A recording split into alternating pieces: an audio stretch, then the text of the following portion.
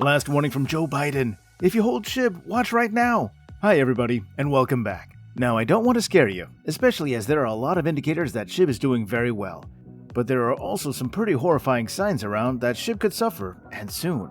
If you're holding SHIB, then you absolutely need to make sure you take in the information I'm about to share with you, as the President of the United States could be instrumental in the complete screwing up of Shiba Inu and other coins. The last warning from Joe Biden is not something you want to miss. Okay, I know what you're thinking. What's Joe Biden doing issuing warnings? What kind of things has he said? And what does it mean for the future of Shiba Inu? Well, all this and more will be revealed in today's video. But first, make sure you're subscribed to this channel and that you also have your notifications turned on to avoid missing out on some news that could change everything. Alright, let's jump in. So Joe Biden is at it again with his ridiculous flexing on the cryptocurrency space. Recently, the Biden administration had made some announcements that could change the world of cryptocurrency, as well as Shiba Inu obviously.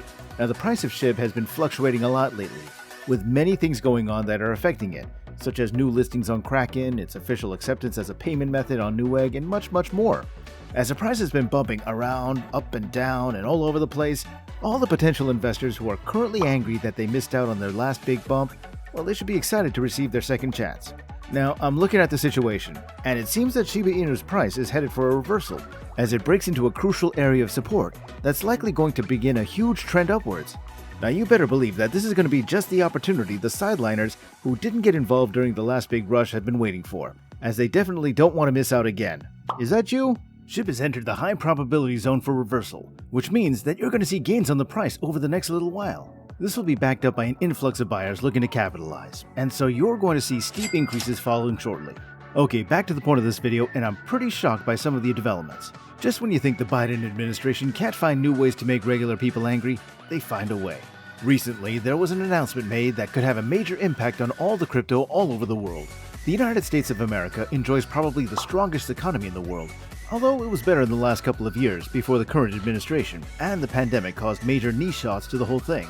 For some reason I can't work out though, the country has been skittish about adopting cryptocurrency, unlike some other countries that have begun accepting crypto as a legit currency choice.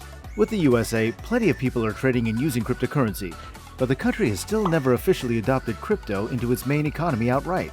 While other countries toy with the idea of having their own CBDCs, the United States seems to just be simply avoiding the issue and focusing instead on other areas. Still, just a month ago, the first Bitcoin futures ETF was launched in the United States of America, which is a huge deal for many people, as well as a major event for Bitcoin and all the other cryptocurrencies.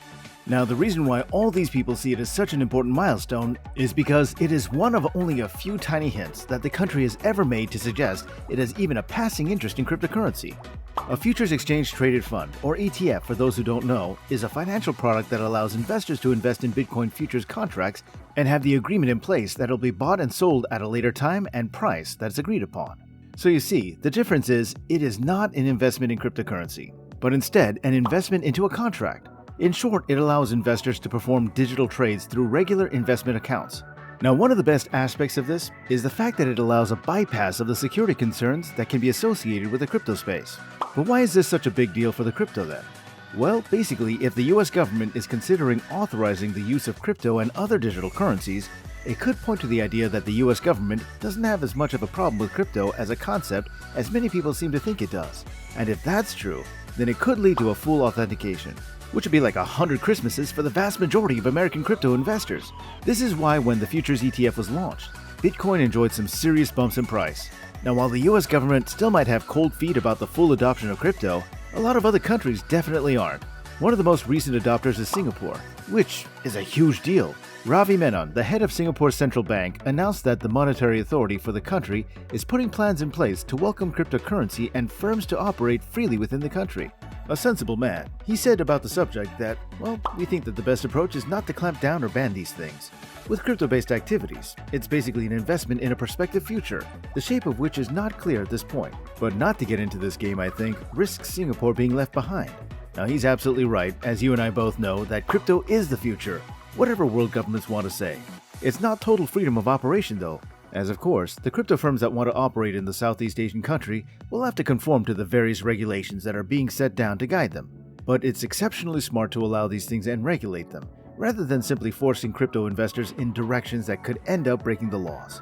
It's like how when iTunes came out, music piracy fell off a cliff. I mean, why would someone risk their security to download an MP3 when there's a service that can give you the best possible version, permanently, for 99 cents? Exactly, they wouldn't. We can only hope that these steps will steer the United States government into the direction of finally allowing crypto into its mainstream economy, like so many other countries already have. Now, if the US government were to finally acknowledge the crypto space, it would almost certainly trigger a worldwide adoption of the crypto market, resulting in the hugest of all gains for all investors all over the space. Having said that though, it looks like there might be a couple of things that are standing in the way of this idyllic future. It could be a long time before something like this happens. Now, as I mentioned earlier, the Biden administration's announcements are throwing a serious wrench into the works. The administration's working group on financial markets, known as the Federal Deposit Insurance Corporation, and the Office of the Comptroller of the Currency, released a nice little report recently that basically tries to push Congress to impose rules on stablecoins, bank-like rules.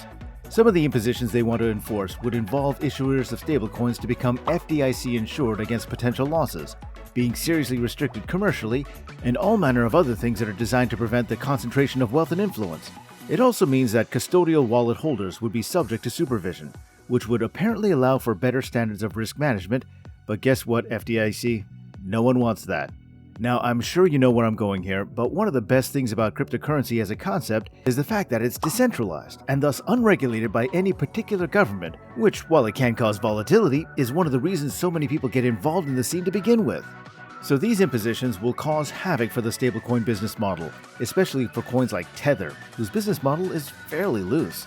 Of course, as the US is pretty much the biggest economy in the world, despite the current administration's actions that have hurt it, the fact that it hasn't adopted any digital currencies doesn't hurt it, because so many transactions occur in the country anyway. Of course, all these regulations don't have to mean that there's no hope for a proper adoption of cryptocurrency in America. No, what I think it really means is that there's probably a lot of regulation required in order for them to maintain control if they do want to bring the crypto market into the equation. The problem is, how much are they going to end up destroying the most attractive aspects of cryptocurrency in the process? What do you think about the situation? Are you worried? Perhaps you should just buy more SHIB and keep holding, as there's everything to play for at this moment. By the way, do you want to make fast trades and profits every day?